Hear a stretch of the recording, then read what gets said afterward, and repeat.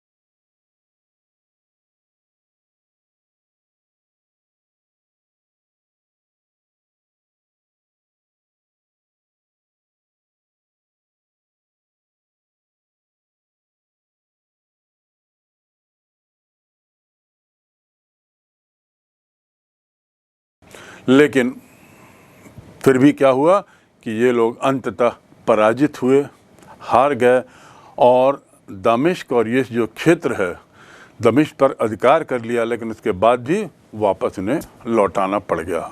एक तरीके से इन्हें वापस जाना पड़ा और ये जो युद्ध की जो स्थिति बनी वो जिसे हम अंग्रेजी में कहते हैं स्टेलमेट, यथास्थिति बनी रही। और एक तरीके से स्थितियां थोड़ी बदलने लगीं। बदलने का कारण क्या था कि जो युद्ध के लिए जो जोश था, धर्म के नाम से जो जोश था 1095 में या 1092-93 में, वो जोश थोड़ा कम पड़ गया था। साथ ही जो ईसाई धर्म के जो धर्मगुरु लोग थे, ईसाई धर्म के जो प्रचारक लोग थे, ये लोग भी एक तरीके से विलासिता का जीवन जीने लगे थे, आरामप्रद जीवन जीने लगे थे।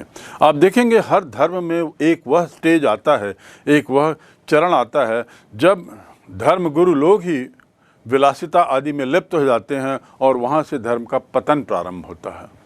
यही बात यहाँ पर हुई कि दूसरी लड़ाई में इनकी पराजय हुई और उसके जो कारणों पर ज़्यादा जाया जाए तो ये था कि उनकी गर्मजोशी, धर्म के नाम पर ईसाई जनता की गर्मजोशी ख़त्म हो गई थी और साथ ही साथ ये लोग एक तरीके से विलासिता का जीवन जीने लगे थे।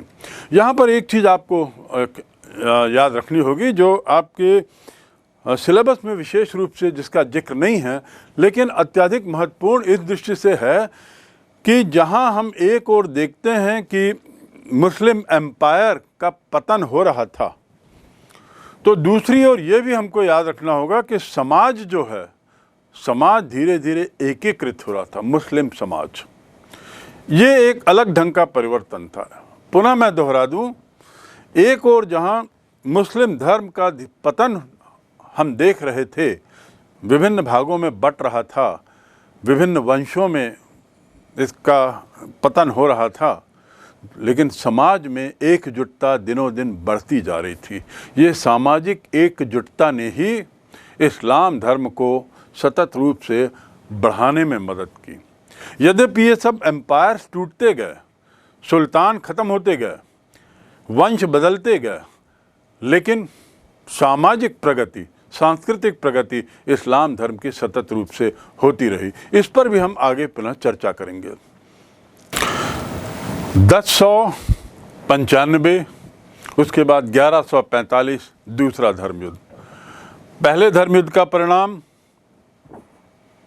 कि जेरूसलम इनके हाथ में आ गया और दूसरे धर्मयुद्ध का परिणाम कि जेरूसलम बाइजेंटाइन या ईसाई सभ्यता को वापस नहीं मिला। यद्यपि वे लोग कुछ क्षेत्र तो जीत चुके थे पर उन्हें हार के जाना पड़ा। अब बढ़ते हैं कि तीसरे धर्मयुद्ध के कारण पर, और दूसरे और तीसरे धर्मयुद्ध के बीच में एक बड़े काल का अंतर है, लगभग कहना चाहिए करीब 40 वर्ष का।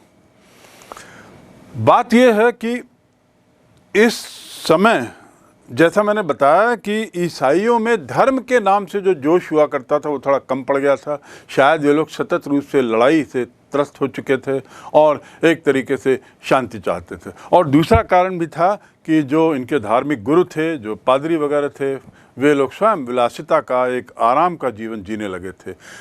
लेकिन इसके बाद भी एक अन्य घटनाक्रम ने कुछ मोड़ दिया, और वह घटनाक्रम था कि एक व्यक्ति सलाह अल दिन ने 1187 में सीरिया मिस्र में एक नए साम्राज्य की स्थापना की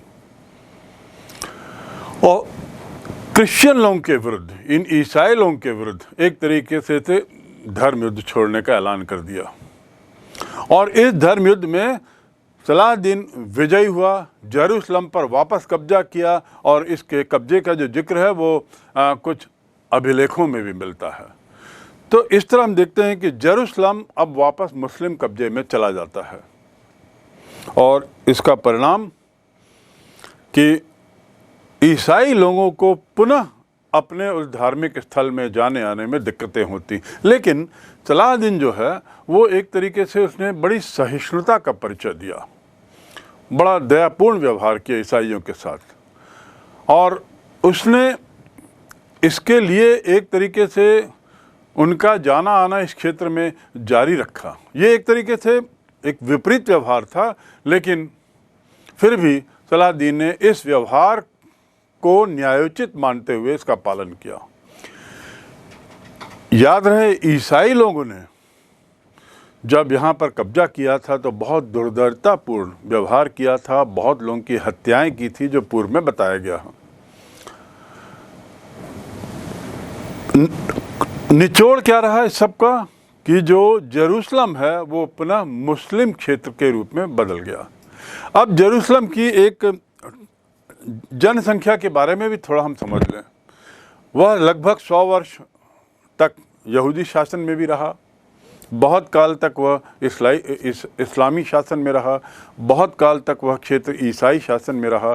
तो इस क्षेत्र में इस तीनों धर्म के धर्मावलंबी यहाँ थे और अच्छी संख्या में थे।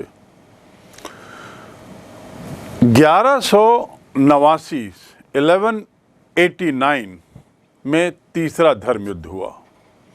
तनाव तो बना ही रहता था, लेकिन धर्म युद्ध का रूप तीसरी बार इस समय हुआ। लेकिन इस धर्म युद्ध से कुछ निष्कर्ष नहीं निकला, वही स्टेलमेट, क्योंकि मिस्र के शासकों ने 1291 में ईसाइयों को यहाँ से खदेड़ दिया और फिलिस्तीन से बाहर निकाल दिया। हालांकि ईसाई तीर्थयात्रियों के लिए जेरूसलम में जो प्रवेश है उसकी स्वतंत्रता बनी रही, लेकिन धर्मयुद्ध वालों को फिलिस्तीन के जो पास के क्षेत्र में है वहाँ पर घुसने की पाबंदी लगा दी गई, उन्हें जाने आने से मना कर दिया गया। फिलिस्तीनी समस्या क्या है? पैलेस्टीन जिसे अंग्रेजी में कहते हैं। हमने धर्मयुद्ध जब पढ़ा तो उस समय मैंने जिक्र किया था बारंबार कि ये धर्मयुद्ध जो 12वीं शताब्दी 13वीं शताब्दी में हुए, आज भी वह क्षेत्र जो है विश्व शांति की दृष्टि से बड़ा महत्वपूर्ण है। उसमें हमने पढ़ा था कि एक होली लैंड था और इस होली लैंड या पवित्र जमीन के लिए ईसाइयों ने अरबों से कई युद्ध किए, जिसमें 3 युद्ध का विशेष जिक्र हमने किया है और बाद में फिर और कई हुए। वस्तुतः ये जो होली लैंड है वह जेरूसलम है। जेरूसलम वही जगह जहां जीसस क्राइस्ट को फांसी दी गई थी। उस समय हमने ये भी पढ़ा था कि किंगडम ऑफ जेरूसलम की स्थापना प्रथम युद्ध के बाद की गई थी। और इस तरह हम देखते हैं कि जेरूसलम की महत्ता जो है वो एक तरीके से तीनों धर्मों में। यहूदियों के लिए क्यों है जेरूसलम? क्योंकि उनका जो सबसे पहला मंदिर है सोलोमन टेम्पल, वो यही स्थित है, जेरूसलम में बनवाया गया।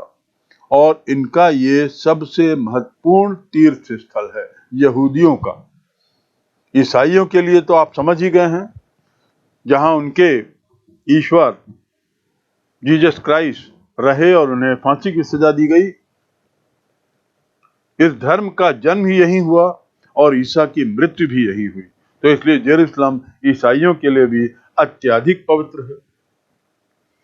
इस्लाम की जहां तक बात करें जेरूसलम के ताल्लुक में, तो ऐसा है कि मान्यता के अनुसार जेरूसलम में जो डोम ऑफ रॉक है, आपको मैंने स्थापत्य कला की बात करते हुए उस अध्याय में मैंने आपको बताया था कि डोम ऑफ रॉक जेरूसलम में बनाया गया।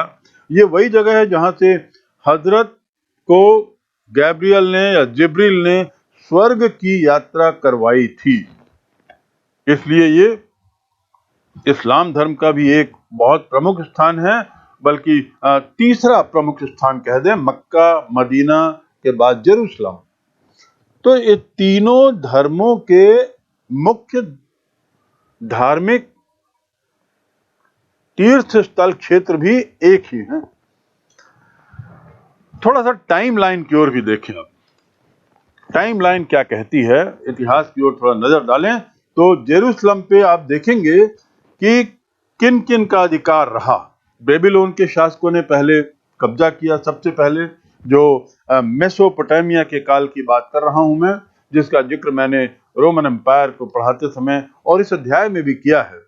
तो बेबीलोन के शासकों ने सबसे पहले कब्जा किया। बाद में रोमन साम्राज्य का यह हिस्सा बना जब ईसा मसीह थे, जो बाइजेंटाइन एम्पायर कहलाता है। और उसके बाद फिर तमाम सल्तनत जितने सुल्तान जो हुए बहुत से उस काल में, उस क्षेत्र में, उनका इस पर लंबे समय तक बड़ा कब्जा रहा। बीच में थोड़े काल के लिए प्रथम धर्म युद्ध का जो मैंने जिक्र किया था, ईसाइयों ने इस पर कब्जा किया था, पर वो कुछ क्षणिक रहा, कुछ ज्यादा लंबा नहीं रहा। और फिर जो ओटोमन का अधिकार हुआ, ऑटोमन एम्पायर पर अभी हमने विशेष नहीं पढ़ा है, पर आप इसे याद रखें कि उस क्षेत्र में बाद में ऑटोमन साम्राज्य स्थापित हुआ। तो सीधे प्रथम विश्व युद्ध के बाद जेरूसलम मुक्त हुआ। ऑटोमन एम्पायर के काल से लेकर, यानी लगभग 13वीं शताब्दी से लेकर 20वीं शताब्दी तक ये उनके अधिकार में रहा।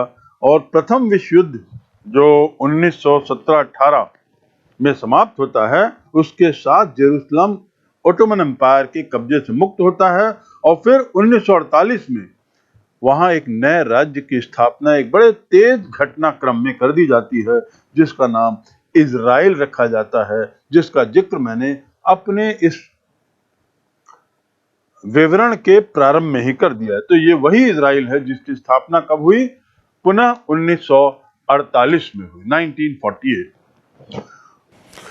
एक और कारण था जो कि स्थितियां थोड़ी बदली, वो थी कि इस्लाम के सैनिकों की जो दिलचस्पी है वो एक तरीके से ख़त्म होने लगी। और स्थितियां, इन बदलती परिस्थितियों में लोगों के मन में धर्म के प्रति एक वैसा जोश नहीं रहा जैसा पूर्व में देखा जाता था। तो इस तरह हम देखते हैं कि किस प्रकार 3 धर्म युद्ध उस क्षेत्र के लिए लड़े गए जो ईसाइयों के लिए और मुस्लिमों दोनों के लिए बहुत महत्वपूर्ण थे, और तीनों के परिणाम क्या रहे। और इस प्रकार हम देखते हैं कि इस क्षेत्र में ये तीनों धर्मावलंबियों की बहुलता एक मुद्दा थी। और 1191 के बाद भी कई युद्ध हुए, पर वैसा जोश धर्म के नाम से नहीं देखा गया जो पूर्व में था। बदलती परिस्थितियों में धर्म और राजनीति को लेकर उसकी लोगों की प्राथमिकताएं भी बदलने लगी थी। यूरोप ने अब अपना सारा ध्यान सांस्कृतिक और राजनीतिक विकास में लगा दिया, बजाय धार्मिक मामलों के। इस प्रकार हमने अभी तक इस अध्याय में इस्लाम की शुरुआत से लेकर इस्लाम के वर्चस्व तक की गाथा समझने की कोशिश की। इस्लाम धर्म की शुरुआत और उसका वर्चस्व, और उसके बाद उसकी टकराहट दूसरों से।